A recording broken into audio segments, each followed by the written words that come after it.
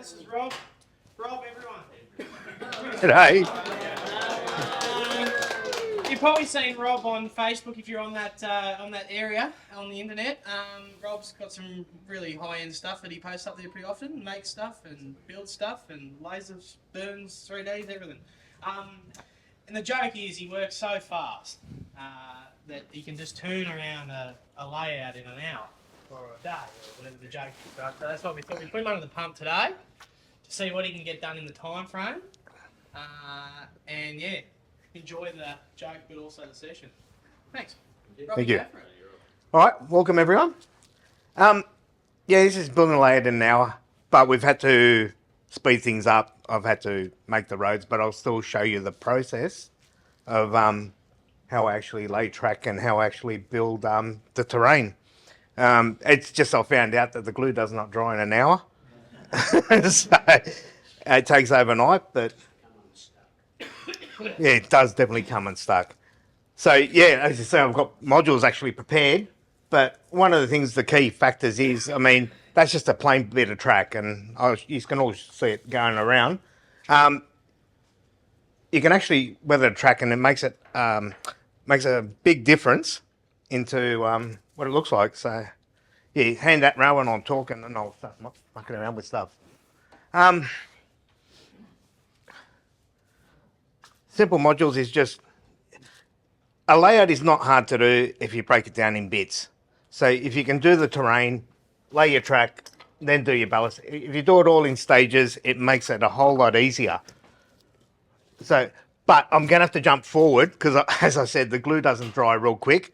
So I'm going to actually start putting ground frame on this, and then I'm going to step back to how to lay your track, how to do your terrain, purely because of the drying time. So, and that's just a simple fact of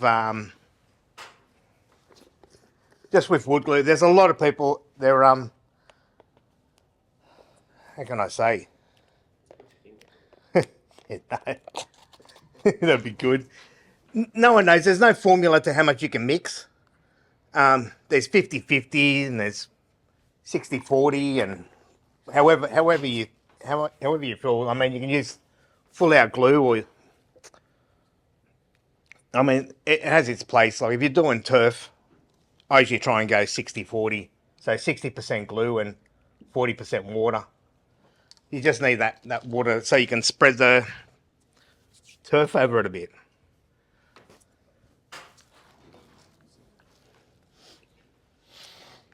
Sorry guys, I wasn't much for public speaking, nor was I a good student. But we still love you. That's it.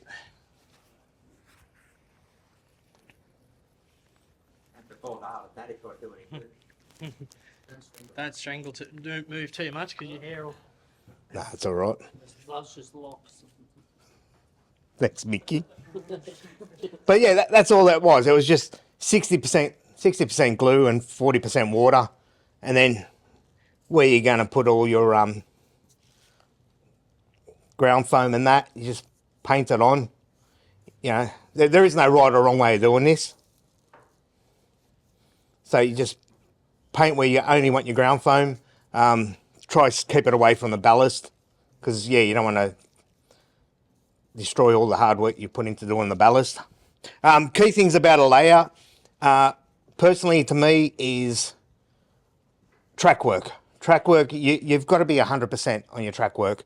There's no point in having a really nice looking layout if your trains aren't going to run. That's just the key. So most of your time is spent on getting your tracks looking right, running right. So yeah, just spend that little bit of time making sure it looks all straight. I mean, curves, dips.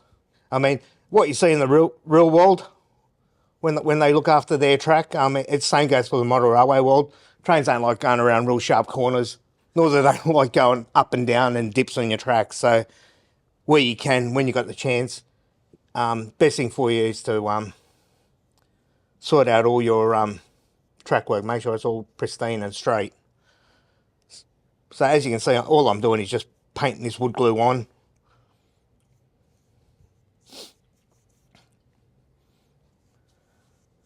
And don't be afraid. I mean, everything like this, the scenery stuff, it can all be undone. So if you're not happy with it, you can just go over it again. It's the easiest thing. It's, like I said, trains are the most important thing, and you'll enjoy your layout more if your trains are running good, and you can always go back to your scenery.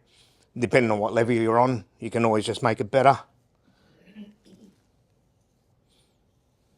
And like I said, there's no right or wrong way, whatever colours you use.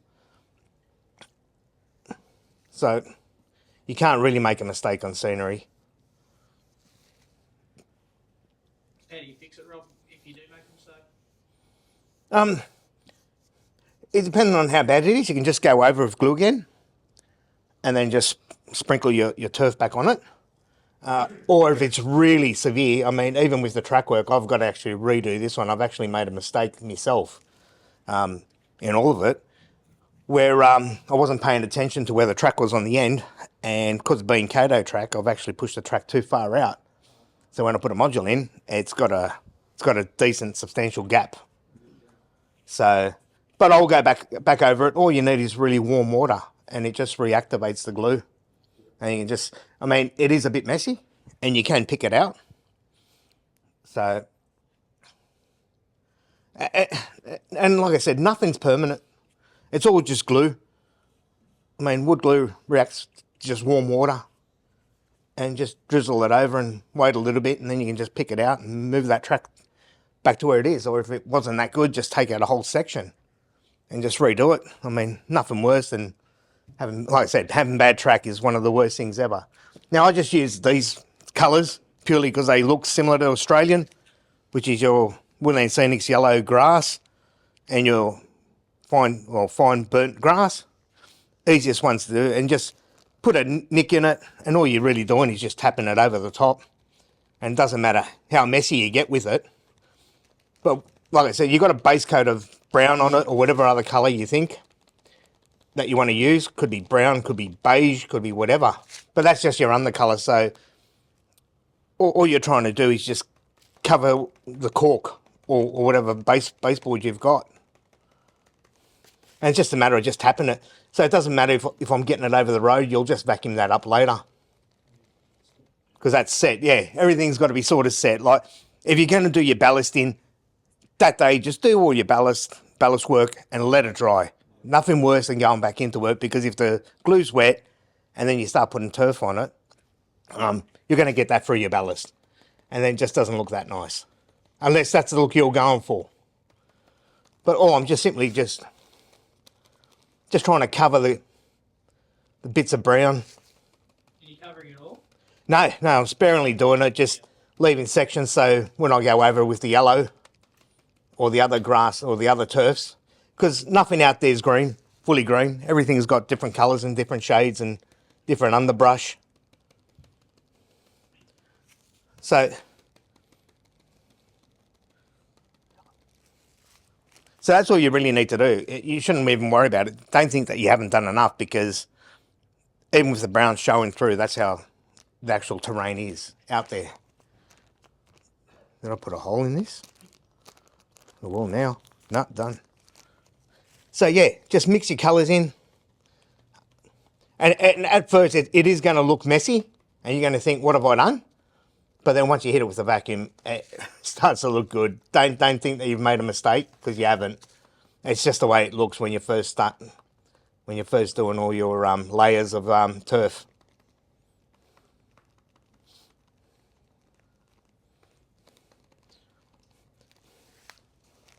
So that's it for that, and we'll let that dry. And this is how I actually get to that stage. And it's just, all you need is, you can be a foam, timber board. Leave that somewhere, Mark.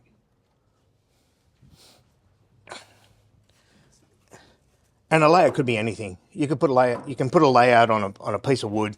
You can put it on a piece of foam. You can find a box somewhere and even use that.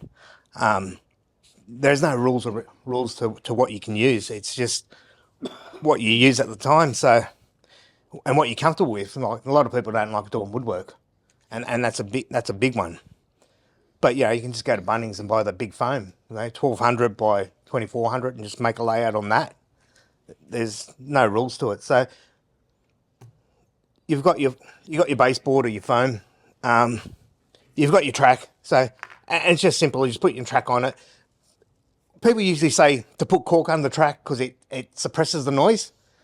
Depends on if you're running your trains at full speed, then you're going to hear the noise regardless. You don't really need cork. You're just going to just lay it straight there. And if you're going to run your trains at a decent speed, you're not going to even hear them. So a lot of people used to say use cork or masonite or whatever they used to use, or homosote. Nah, you don't need to. Because a lot of yards, you don't see yards raised up.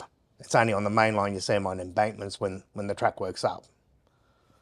So yeah, once you get to that stage, if you want to create a mountain, it's just, all you need is a scalpel. I mean, be careful, I've cut my fingers plenty of times, so I'm sort of used to it, but... You haven't modelled till you've drawn blood. No, a good modeller's always got a few fingertips missing. But all you're really doing is you're just cutting stuff and then you're shaping it. Like, if you just want to make it small, all you're doing is just cutting stuff off it. And I shouldn't have used... Use the hot wire. No, never used it. Not that I don't say it works. I mean, the hot wire cutter will work. It's just that, I don't know, I've just been using knives and I think you're just used to whatever you're using. But yeah, do watch yourself. Always cut away from yourself. Don't cut into yourself, as I've learnt a few times. So, oh yeah, and you never learn. So, yeah, once it hurts. Once, like I said, once you see blood.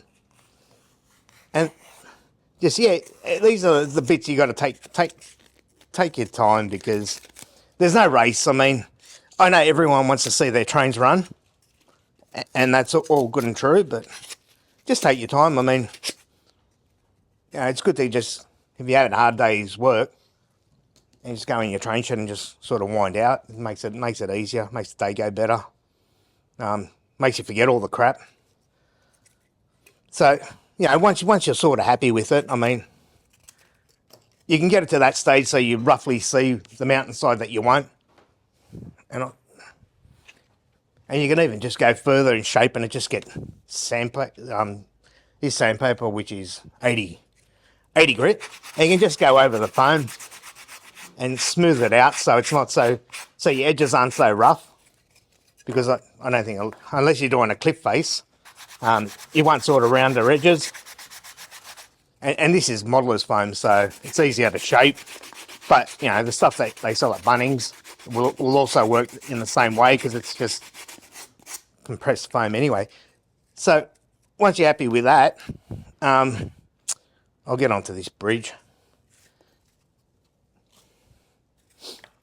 And the same goes for bridges. I mean, guys see me cutting it because, yeah, I'm just trying to save a bit of time here. But bridges need abutments. And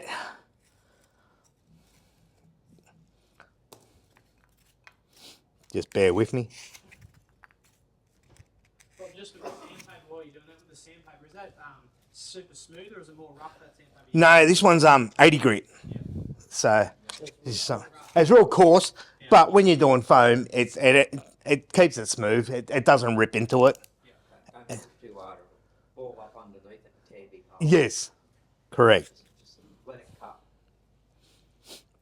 So the same goes with, even if you're doing a bridge or a cutting. I mean, just shape it to the shape that you want.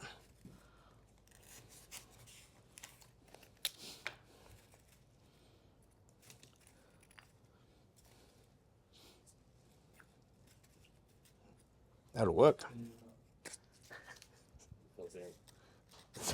That's all right.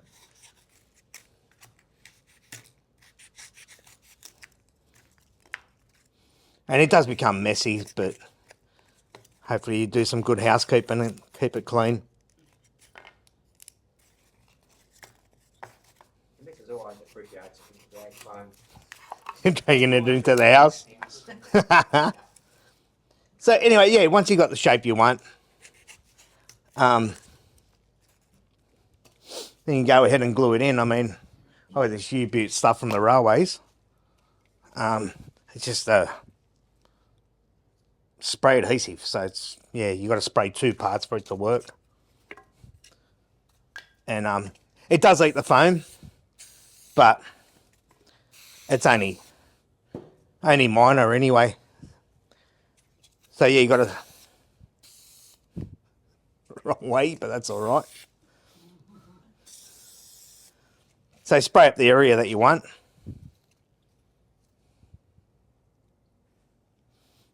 It's all right, I'll get onto it. Just the glue you're using today, but Yeah, just today, because I was at work and I said, what's the speediest thing I can get? And they said, we use this stuff because once the trains come in, they got a rip seat. They just use that just to get, it's a time factor, so they can get them out in a hurry and glue the vinyl back together. And it's pretty instant. So once it goes on there, it's set, solid as. Normally at home, I'd use wood glue. Wood glue or whatever, and I'll use that Mod Podge. It's purely, like I said, this is more of a time thing for me, because, yeah, like I said, glue does not like to dry up real quick. Rob, do you use acrylic now? No. I've used it before to glue buildings in, but I find out if the glue just seeps out a bit, if you don't wipe it up, you've got that terrible, yeah. Somebody's posted on the alternative to use now to that. Because it won't eat your phone. You used a hot glue gun? I have. It's tricky to use because I used to muck around in heaps with knock layouts, and I really enjoyed them. But some of the knock kits that you used to have to build required a glue gun, and it's something you got to get used to, because the glue goes off real quick. So if you're not quick with your hands and you want to get a piece that's super flat, you're not, because then the glue's gone off, and it gets a bit frustrating. But, you know, when you use wood glue, you can always go in there after an hour and even do, you know, simple adjustments. I guess, yeah, everything's got its place. I mean, whatever you find useful, whatever you feel comfortable with. I just stuffed up here because no measuring, and as you can see, my bridge has gone over where it should have been. So I'm just doing a bit more landscaping here. Better get on to the surveying department about that. Oh, typical railways, isn't it? Put it up first and then worry about design flaws later. So yeah, that'll fit. That'll do. So this can here is 3M high tack spray adhesive, but there's all other adhesives out there. That was the one they get, I suppose, and they all work the same way. The principle's all the same. When you're doing a bridge, the hardest thing is, I know bridges look nice and that, but try not to glue them in, because you've still got to get into here. So, but yeah, if you want to make just like a little creek or something, you can either go straight or you can come in like an S-bend. And all I'm doing is just making little grooves in there, and then come in on a V side, V it in until you start, and you can start to scoop it out.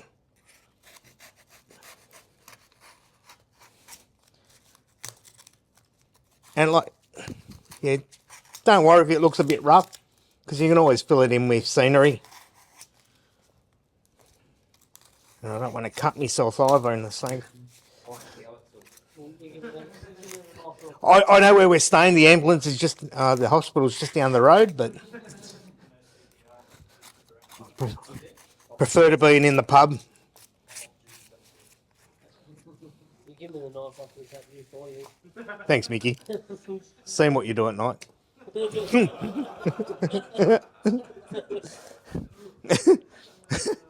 But has everyone seen that other bit of track that I hand around, the weathered track and non-weathered? I'll just borrow that off you again. Thanks, mate. So yeah, these are the pieces I needed. So really, once you get your track down, I mean, you can pin it, but for this demonstration. I'm not going to pin it down. I needed me little spoon.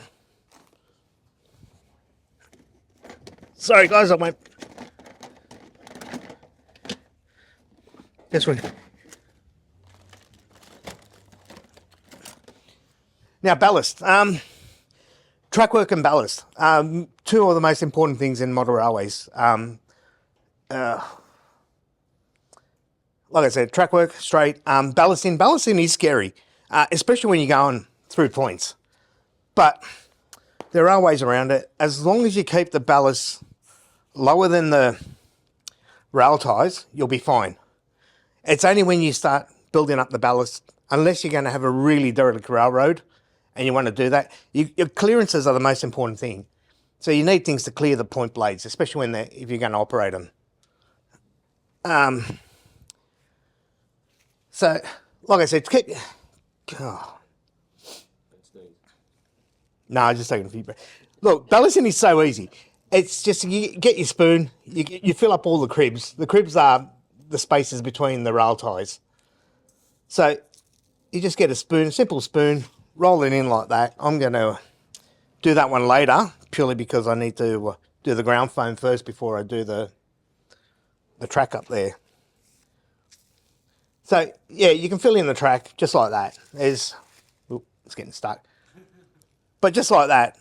And then just get a brush. I mean, there's no right or wrong way. Just take your time and just start from the middle and work your way down. Which, this glue is the greatest thing ever.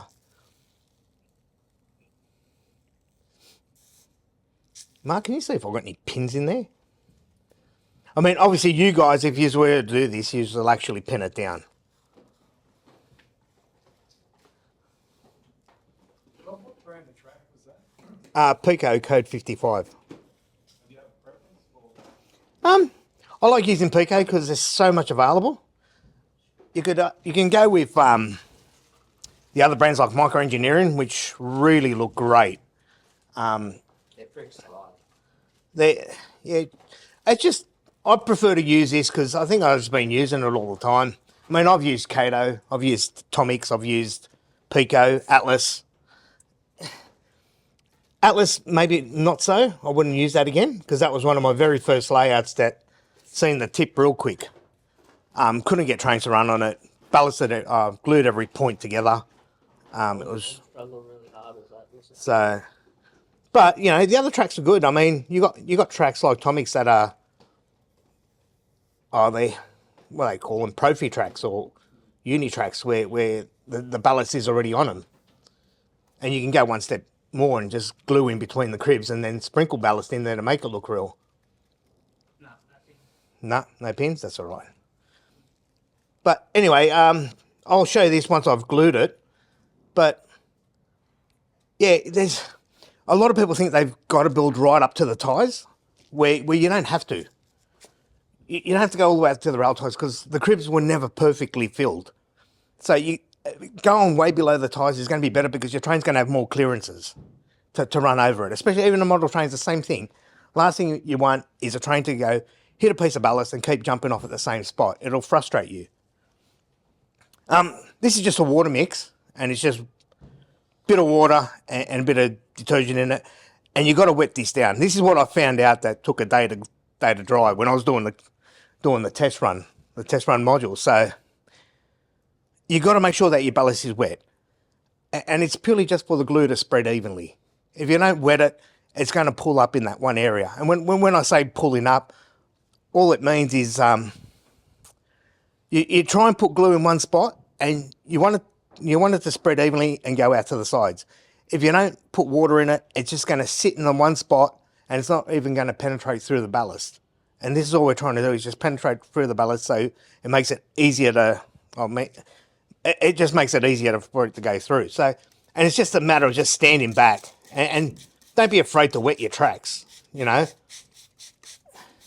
That's the product alcohol's not that you can use. I used it, and I found out when you use acrylic paint that it bleeds up. And that's the problem. That was a problem I was having with one of the modules. So I tried the isopropyl, and I thought that it's going to dry quicker, which it does because it evaporates quicker. But the negative side to that is once it penetrates into you, because when you're doing a layer, you do your layer, then you do your base layer, your base coat. Then I found out that the paint bleeds through. So, and wood glue and all that doesn't penetrate through the acrylic paint. So now you've done that. Once you've just wet it, the same stuff that I use to glue the turf down is the same wood glue that I use to do the ballast. And it's just a matter of using a pipette, sucking it up and just running down the center of it. And you'll see that the glue would actually start spreading to the outside. I mean, and you can speed that up by just going on the side of the rails here, and that'll penetrate throughout the whole thing.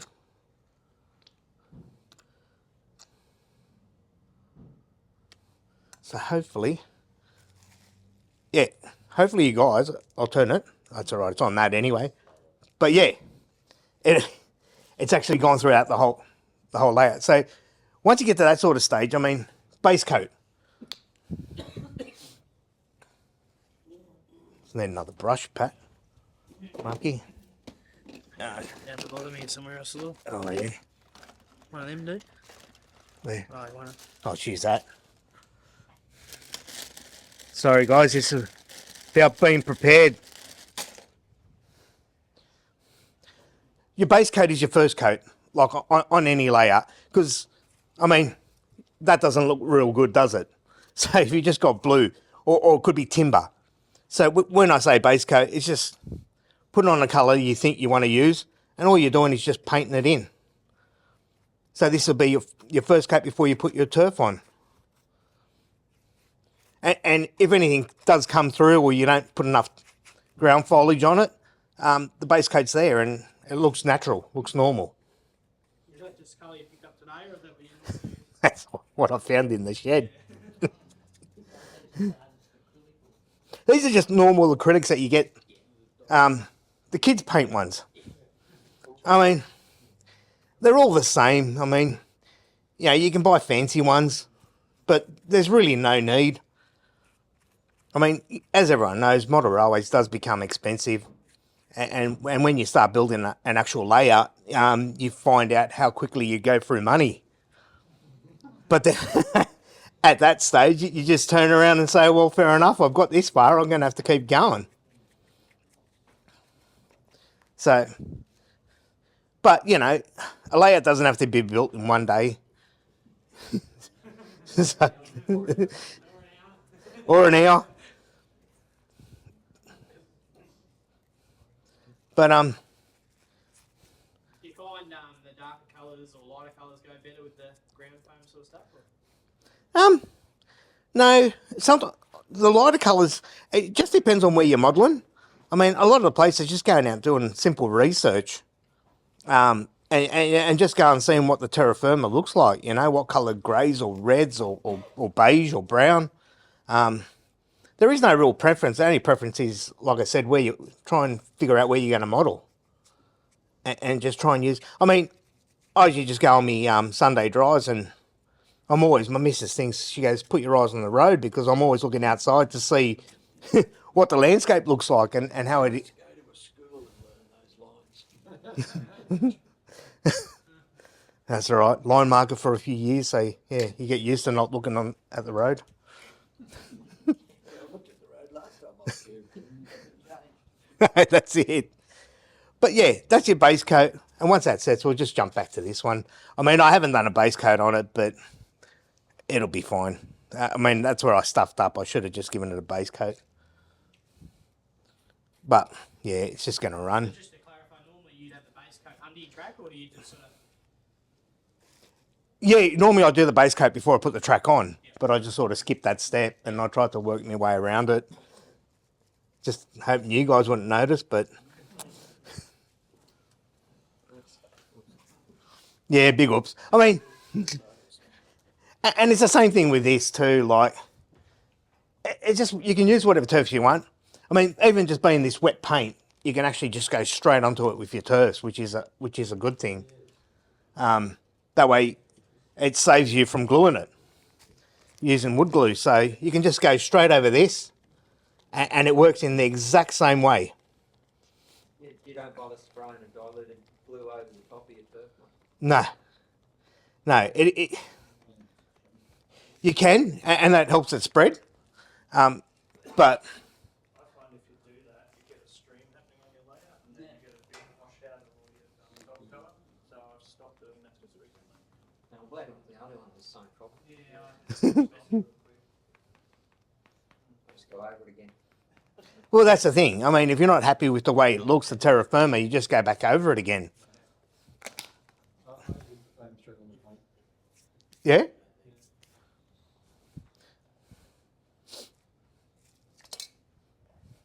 So I'll just cheat here anyway. Put some of this stuff in there. And there's, like I said, scenery, there's no wrong or right way of doing things. It's just a matter of just mixing in colours and making sure it looks right the way you want it to look. And this is just normal sand that you can get from Matt's Ballast.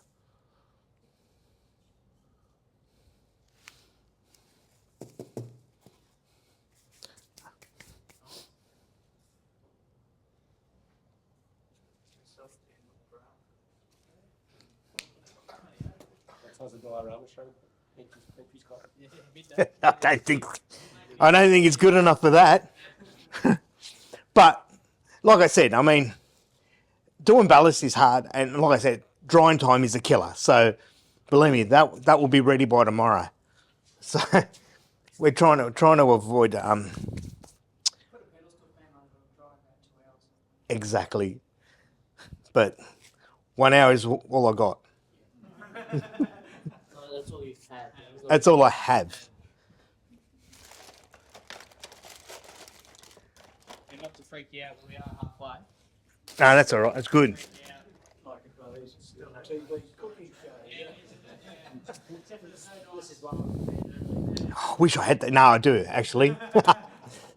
But I'm just trying to give you guys the idea of what to do. It's not that hard. I mean, this is just concrete because abutments are supposed to look like concrete. So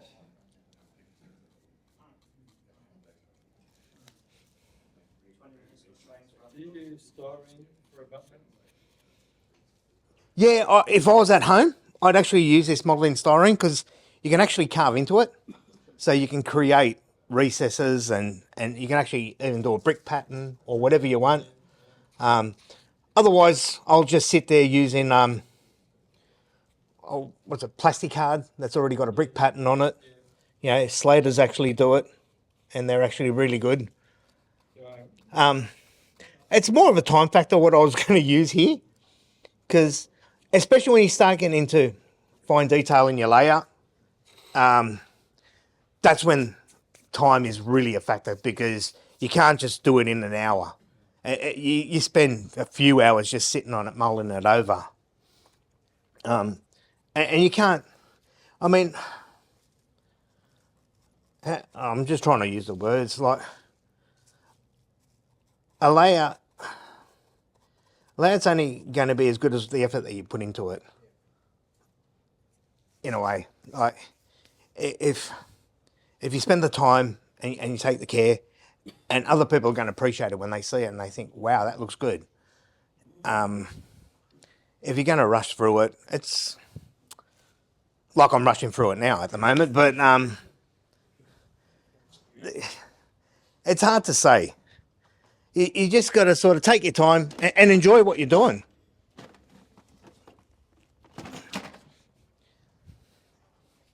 I mean, the frustrating thing for me is at the moment is the glue doesn't dry. I mean, and like I said, I've got a problem there. Like, you know, if you're going to get dirt like that, so what I'd do to fix that would be going back over with my my wood glue, because one thing I have found is when you're working with dust or that sort of stuff that I'm using there, it is terrible stuff. I've always put the dust down, but the problem with the dust is once I put wood glue on it, there's always variations in it, and the variations will go from light to dark, and it really looks Not the best. Yeah, it's a problem. So I actually go through an airbrush. All the dust work that I put down the roads and whatnot, I'll actually physically go in for an airbrush and use colours, so it just blends it all in. It's just I don't know what the problem is. I don't know what the solution is to it, but it always happens. So yeah, once you just go over a bit of wood glue, and then yeah, it's gone. Where do you go from there? Well, once I've done that, what did I have? This stuff. So put it this way: once you're happy and you got your ground done, you're happy with your little stream and whatnot, then you can just go in and glue your bridge. Me being a tight ass, I thought I'd use this crappy one. I've got a full one, which is there, but I think I might have to. And like I said, full strength wood glue, I'll only use that for when I'm doing static grass or gluing in tufts. But when I'm doing the ground foam, which is like your main foam, which is your first base, I'll just go out and use the 60-40 mix of glue, where everything else is going to just get the full strength glue. So once you've done that, and after I've stuffed my thing over there, just put your bridge on, get your piece of track, put it on. And then same principle is put your ballast in. Don't worry if you put too much on, you can always brush it out.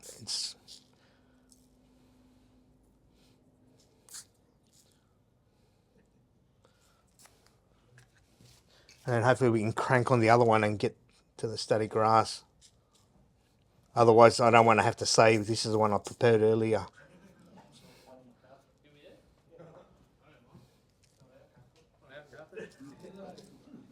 And the same principle applies.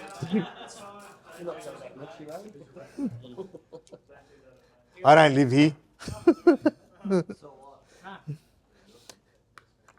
So once you get that done, just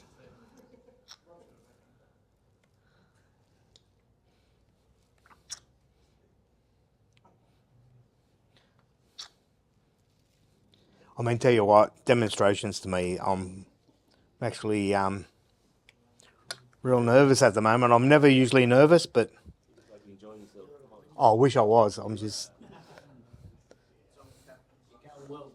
I wish I had a few captains in me before I got here. Oh, don't worry, they're around. Yes.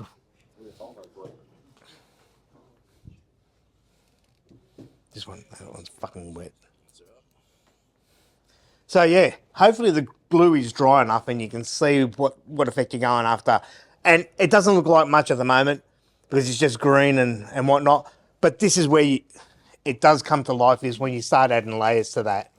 And like I said, over here you got, ooh, that's not mine. I mean, the brown comes through, which is your base colour, but it just blends in.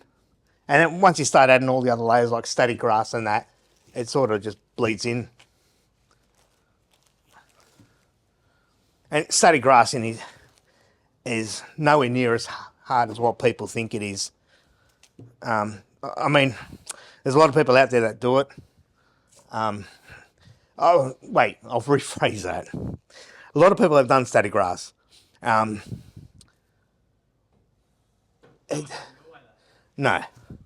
it's not hard. Just trying to put it up so you guys can see what I do.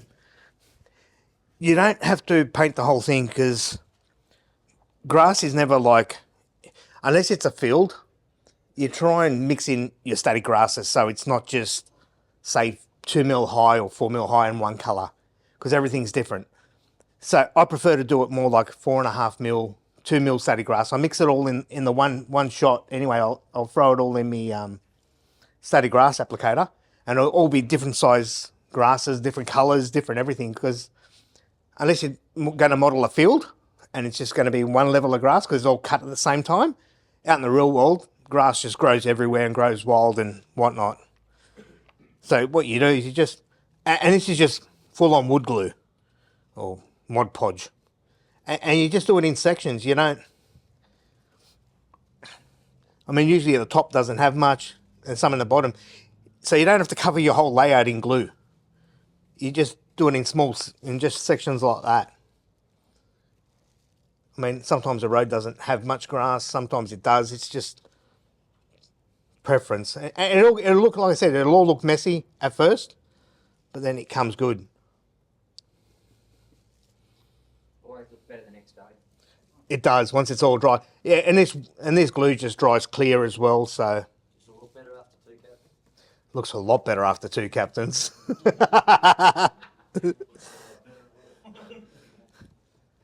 You guys can join us up on the bridge anytime you like. That's where we'll be.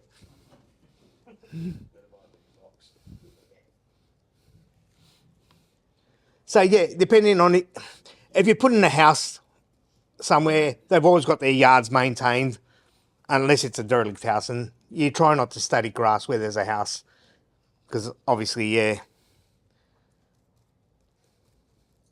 Yeah, there's only Ipswich. No.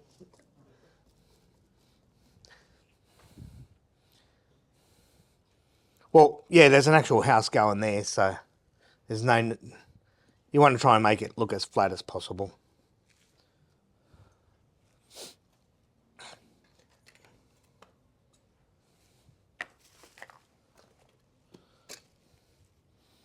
So yeah, you guys have all seen one of these static grass applicators. There's all so many different varieties, and a lot of companies now make static grass. I'm just using ground up because I thought they look all right. Rob, just quickly for people that don't know, what is the little cable thing going off the bottom there? This is what helps a static grass stand on its end. So this is what charges all your static grass, and when it comes out of the applicator here, it'll hopefully stand up. But I usually got a lethal weapon under the table that helps with that even more, which is your household vacuum cleaner. So yeah, there is no how much of this stuff you should put in, because just depending on what you want to do. And I like the Australiana look, which is a lot of burnt grasses, bit of greenery. So yeah, there's no mixes. You can go 20, 20, 60, so 20% of one, 20% of the other, and 60 the other, depending on what you want. What mill are those? Different ones. 5 mil? Yeah, 5 mil, 3 mil, 3 to 5 mil. Just a combination. That's the Australian bloke, isn't it? That's the Aussie guy. I mean, Woodland Scenics do it, Pico do it, Mini nature. Mini Natures do it. I use a lot of Mini Natures. I like their colours. You like Australian, don't you? But yeah, you want to try and support your local guy as well. And all I'm doing is mixing it. How do you accidentally electrocute yourself with one of those? When you get too close. Oh, I've had a shot come out of my eye once. So it's like, yeah, they do store a charge. It's a capacitor, so it's going to hold a massive charge. So, and the way you electrocute yourself is there's a metal plate here that charges static grass, and this here is it's like a positive negative on a car terminal. If you cross them over, you're going to get zapped. And a lot of people think that you need to put them right near the glue. You don't. You just put it anywhere. And then once you turn it on, you can actually hear it wind in. And that's that capacitor in there. I can't remember what they call it now, but anyway, it charges. So all you really got to do here is come as close as you can to your glue and just shake it.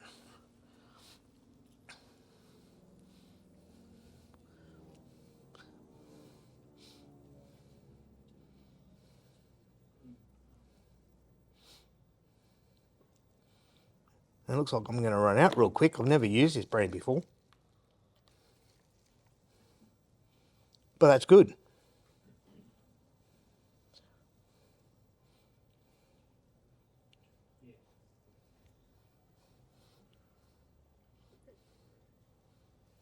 I mean, this is a layout I'm going to hopefully keep for myself as a test track.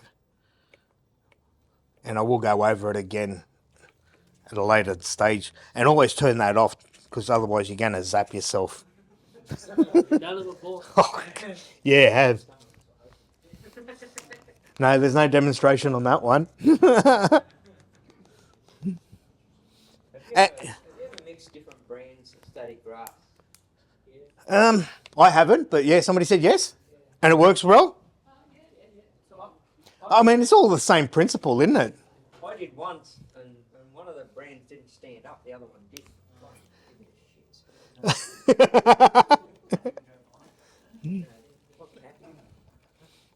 And I'll just do it to full strength because I think it works the best on full strength.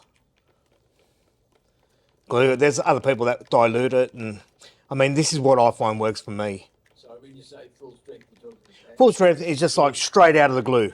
yeah. Like straight glue is what I'm talking, full strength glue. And like you cover it as much as you can, as best as you can, but the glue will dry clear. So, I mean, you see me putting this on, but sometimes I'll cheat. I'm trying to show you what they tell me to do, but sometimes I won't even use that cord. So yeah, it looks like real crap now. So to get them to stand up or to help in standing them up, I usually, even with the glue just like that now, I've just done it. I don't care. I'll go over with a vacuum cleaner, so it's going to be a bit loud, but I'll just vacuum all the crap stuff first off the tracks.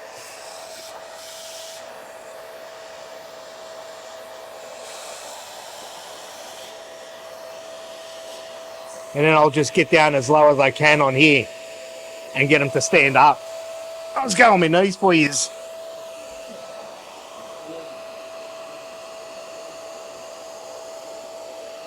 And if you do slip, it'll take a chunk out. So it's just practice.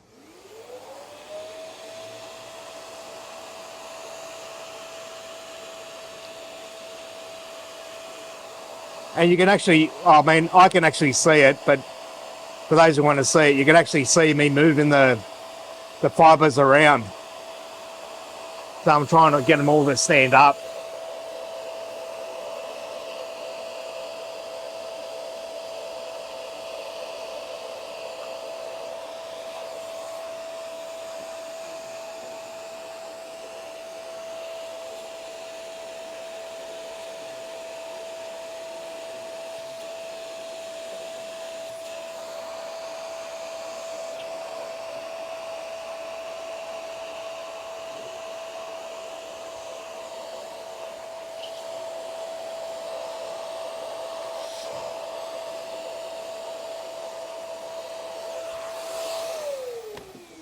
Sorry about the noise, guys, but yeah, I'll show you where I did stuff up.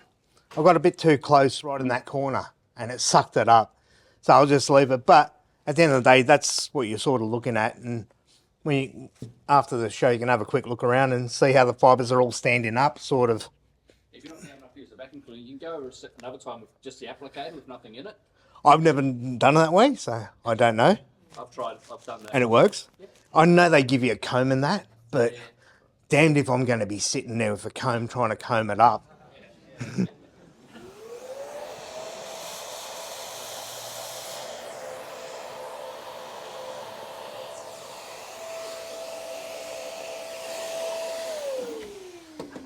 I mean, we're at that point now.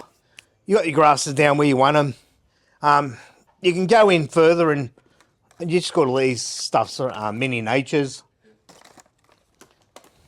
And this is the fun part anyway. So, just little tufts that you can buy. And you got heaps you can choose from. They're really good to fill in spots. So, You ever just made your own tufts? oh, nah, just find it easier to buy them. I mean, you can do it. And it's easy. I mean, people use baking paper, paper, and they just dab glue on it, and then they go over the static applicator. It's cheap, and you get a lot more than what you pay in the shops for these things. But You work fast. yeah, I've got no time to do it. The other thing doing it that way is if you use the same mix and put the grass fed in there, your tufts are similar. Yeah, you can do. I like to keep it variant, because. But yeah, no, that is a really great point. Points a good thing out. Is like if you're static grassing and then you're going to put tufts in spots here and there, it's all going to look uniform. So it's going to look like that's the way the ground was.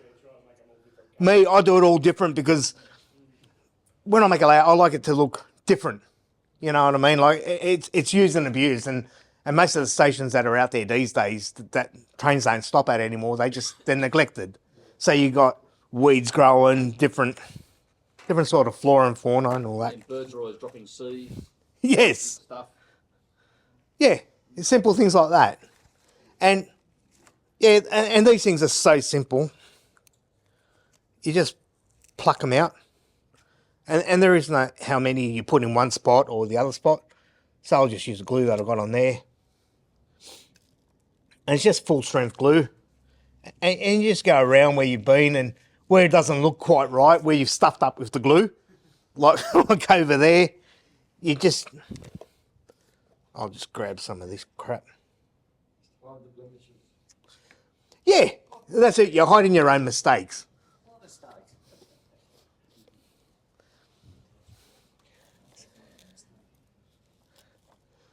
So, I mean, this is the gist of it. I mean, and this is where you're sitting at home or in your train room or wherever you're doing it. And I stuffed up there. So what I'll do is I'll go ahead and get these tufts. See that? I wish I didn't get rags. Got Mrs. Stockings. And you just sit there and you just look at it and you think, all right, what do I need to put there? What do I have to do there? And you just get your tufts and I'll just throw them around. I don't care. Just have a look. These are the things that I use. I use them all the time. Yeah, they're brilliant. I do a shameless plug. I've got a whole. I'm selling it. If anyone needs these tufts, Dave's your man. Sounds like a tough sale day. Oh dear. Nice one, Pete.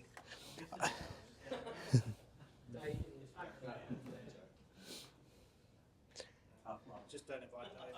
Just don't invite Dave next time. Or is it sponsored by Dave?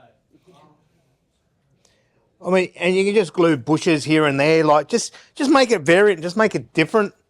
And I know Woodland Sandings do a lot of other stuff. I mean, I can use that, but the main idea here is I mix up my colours, I mix up the bushes. You just sit there and you just add stuff as you need it. I mean, you can add it to the road. I mean, smaller tufts for the roads. They're a real pain in the ass to. The benefit of the pre-bought ones as well is they've got adhesive on them already, where if you make your own, you got to recreate it quite quickly. Slightly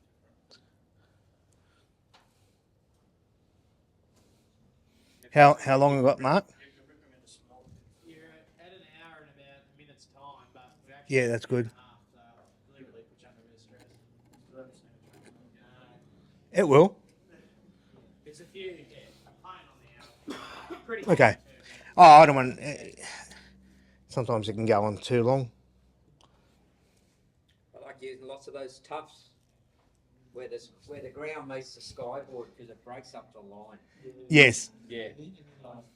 It's all. A layout's it's just perspective. So when people look at it, it's what they're seeing, you know. And little, like you said, little tufts here, and especially, and this is supposed to be in a pigeon box. When I mean a pigeon box, it's in a box. I've got the box at home. I've got the finished one, my saviour, behind there. But when you do put a back scene, I mean, like I said, a layout's many different things. It's just a simple board, but you can add to it by putting a backboard with a blue sky or an actual.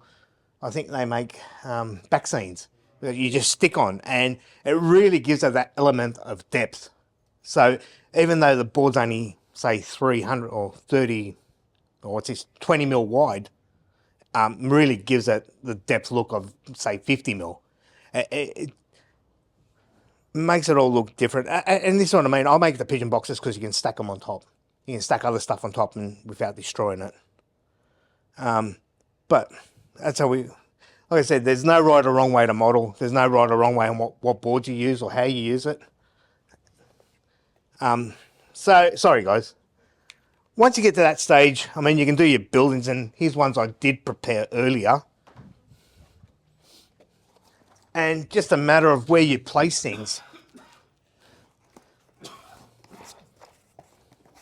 So everything you do to a layout, I mean, once you get to the basis, I mean, this is a basic layout. So once you start adding buildings to it, you start to super detail it where this is when it really comes to life. So, yeah, you got your good shed. So obviously it's going to run somewhere there, your good shed. And just look at places that you're going to put it. I mean, there's a gatekeeper's cottage. He'll be there. Fettler's shed. So when they're bringing out their trucks and doing their track inspections. Station building, always on the platform. Oh, another thing I didn't mention was when you're doing platforms or any sort of structures, clearances. Very important. Try and use your widest rolling stock that you own. Don't just do it to one, do it to your widest one that you actually own. So make sure it clears the van shed. So, and you put them in places where you want to, and then you just work off that. You start putting more tufts down, you start putting more grass, you start super detailing it. Fences, water tanks, like, you know, and all of it adds character to your layout. Like drums, is just like a simple drum that's stacked up near the shed, the good shed. Like, they're always there, you know, like water tanks for the buildings, because then, you know, water tank for the station and so on. I mean, you can go as far as doing guttering, but a layout's a progressive thing. You can get it to a running stage and then run your trains and enjoy it. You know, don't think that it's got to be completed before you run trains. Do it when it's just a bare board, just your track plan, you know. And I say, once you got your track down, run the heck out of your trains, because that's the only way you're going to find out where you got problems. You know, you don't want to ballast your track and just say, oh yeah, I've run around once and I'm going to start ballasting now because I'm happy with it. Believe me, you're going to come into problems. So once you've got your track down, run the heck out of it. Make sure it runs. You know, and I'm not saying run it every couple of days. Just go in the shed and just run some trains, get some of your rolling stock. I mean, that's the basis of it. Now, hopefully, I'm going to put half of it together and see if a train does actually run. Huh? Do it on this end. No, I'll just do it here because it's all crap.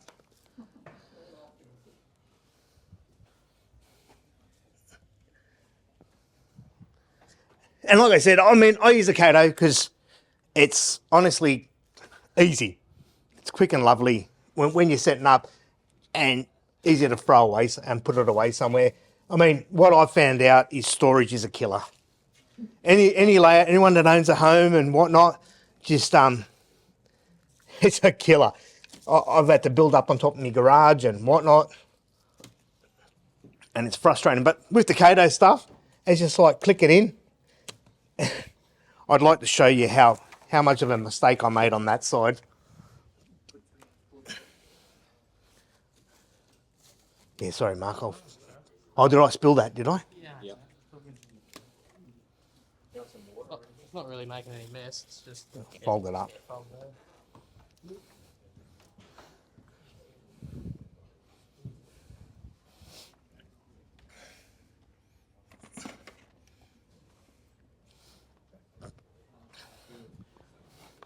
Of course, it's got to be Australian prototype. And I mean, I can go into it further where you got electrofrog points and that, but really got to read up the manufacturer's specs on how they do theirs. But even when they talk about electric frog, all they're talking about is the crossing in the point motor. It just changes the polarities. so that you get smoother running than your locos, because you got your insel frog where you got a good chance of it stalling out on the little plastic crossover.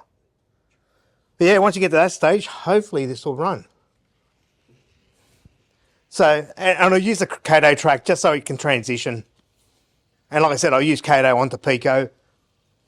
I mean, it should run over that, but that's the side that's pretty poor. Yeah. Bit of question time if you're happy to bring it, or are you showing the other teams? Yeah, I'll show them the other one. So yeah, that did one lap, that's enough. But I know, I'll do it at home. But like I said, you just add more scenery to it. The scenery is the fun part. It's not the scary part.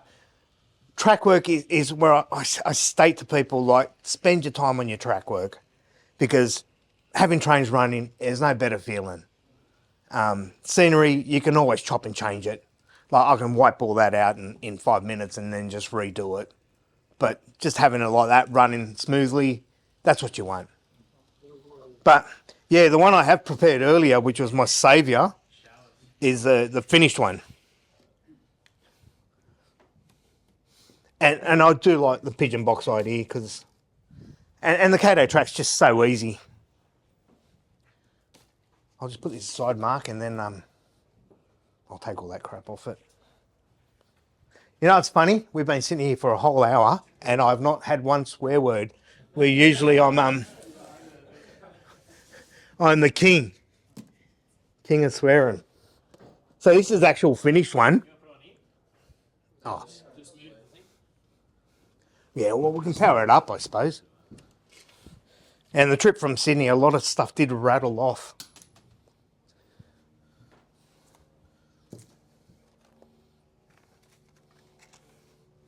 God, I'm just screwing all that up. Oh, and cars. Sorry, guys. Cars are important. It's all detail. I had them here, but...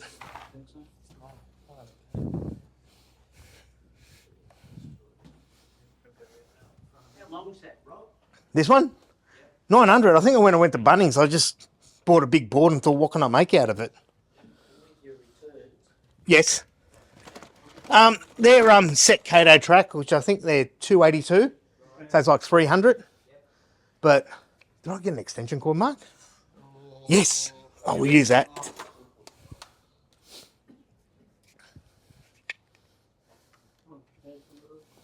Here's one I prepared earlier. And it's just basic, like, we're in a group, we're called the Shitters. So we've all, that's a swear word. And we've all donated onto this and just, yeah, made what we made, like controllers and whatnot. So. How long did it take you to make that one, Rob? This, to be honest, once it was ballasted and all the road was done, probably 4 hours. But yeah, it's a bit hard and scary and daunting when I've got all these faces looking at me. No, don't need the battery. Where's the loco? Okay. Yeah, so, and like I said, sorry. And like I said, you can go to detailing. Like I said, there's different tufts, there's different colours. You just add as you want. That's going too quick for a rule. Sorry, Mickey. But the only problem with a pigeon box is 3/4 of the time you're not looking at your train because it's running around the back. But the idea was, if you build yourself another pigeon box, and you can see this doesn't take up much room, you put it behind on the other side and you can just walk around it and have a look at it both sides. But yeah, you can get up a closer look when you want. If you want to have a look, just adding a little bit of detail that just makes the layout come to life. And especially lighting is very important. Like, you want to have bright lights, you don't want to have dull lights, because you want people to actually see the detail. Lights need to be in front of the track so you don't end up. Well, yeah, I have got a light that comes in from up here, and I have one on top. So yeah, you don't want to create shadows. Very important. That's a white light, not a yellow light. you can use yellow, you can use white. It just changes the contrast of the scene.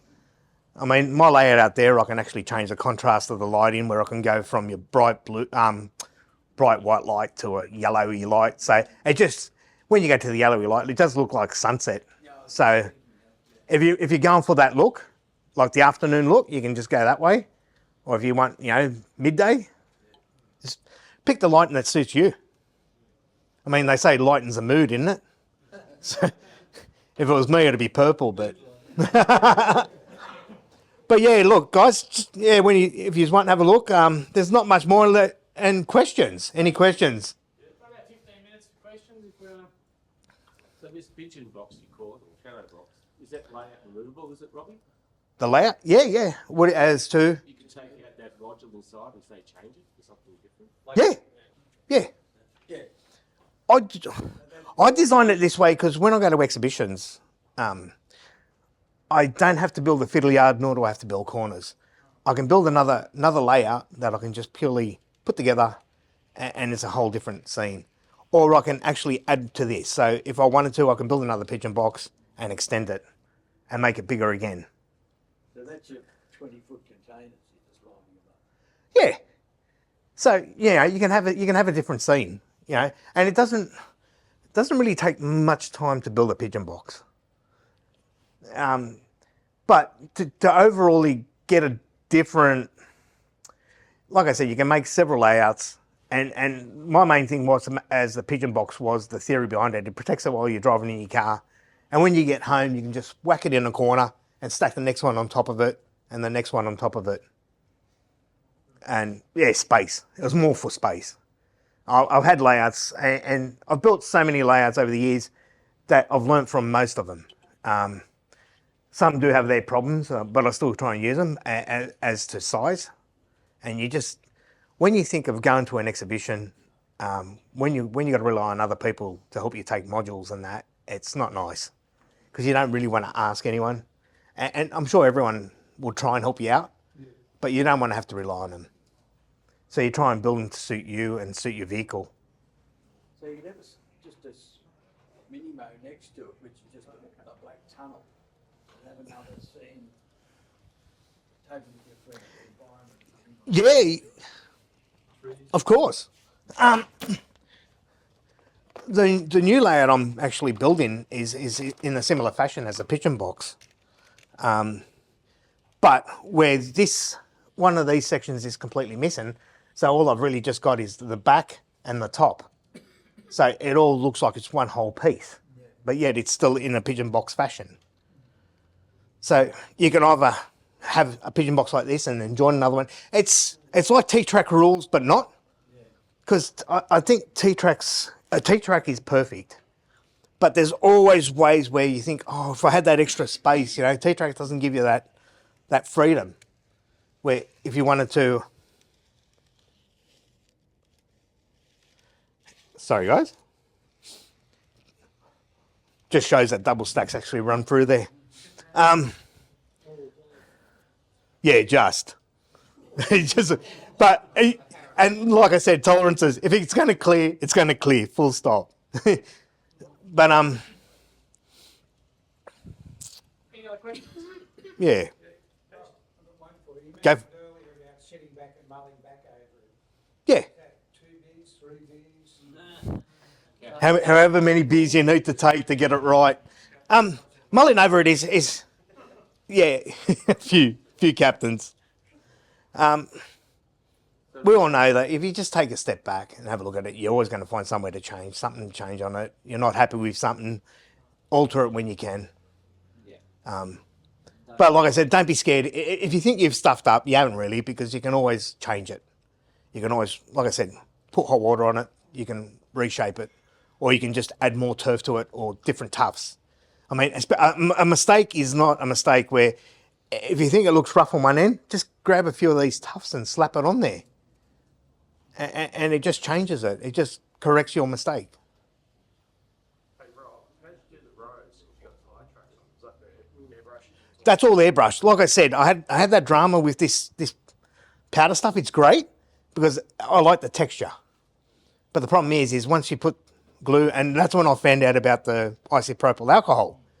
when I sprayed that, I did stuff up, and you'll actually, I mean, I can show you where it is, but it's up here on the back wall where the actual base paint bled through because of the isopropyl.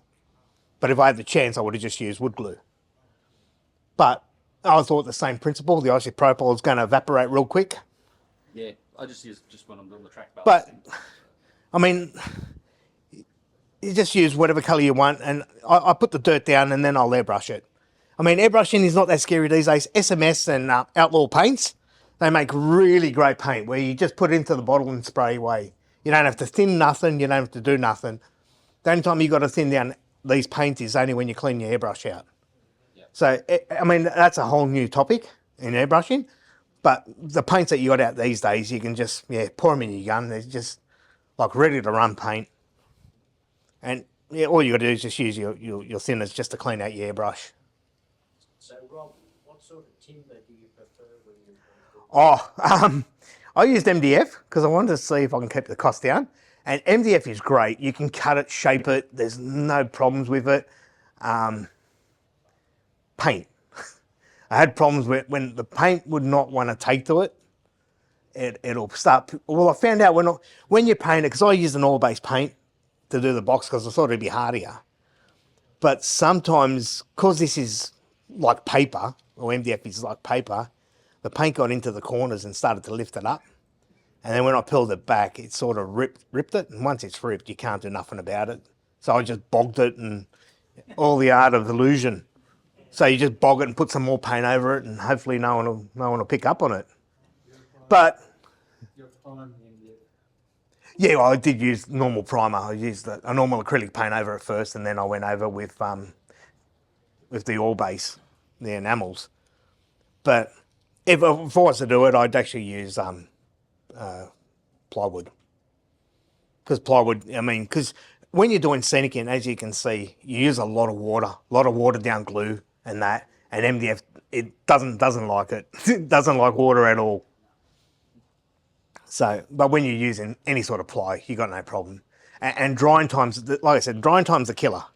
So if you can resist not doing it, after you've done something that's using like a watered down glue, just stick to it. Just let it dry up. Just feel it, go back the next day and you're fine. And just move on to the next stage. All right, that's it for everyone. Thanks for attending. Key things I got out of Rob's talk today is probably, do what suits you, not what works for me or works for Rob is going to work for you. So develop your own style. Keep it simple, have fun, keep lots of captains in the cupboard. And, Well, I've got the fridge in there. And don't be too hard on yourself when you do it. It will look like crap as you go, but you'll be amazed how it all just comes together at the end and just looks fantastic. So don't be too hard on yourself and have some fun. Thanks, Rob. Thanks, guys. Hope you learned something. I know I learned. One swear word in an hour is actually really good for me. Yeah.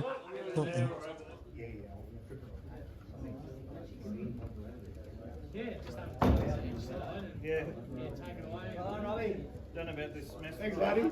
Just to put on. Smashed a Rob. It's fantastic. No, I don't think so. But hopefully you guys learned something.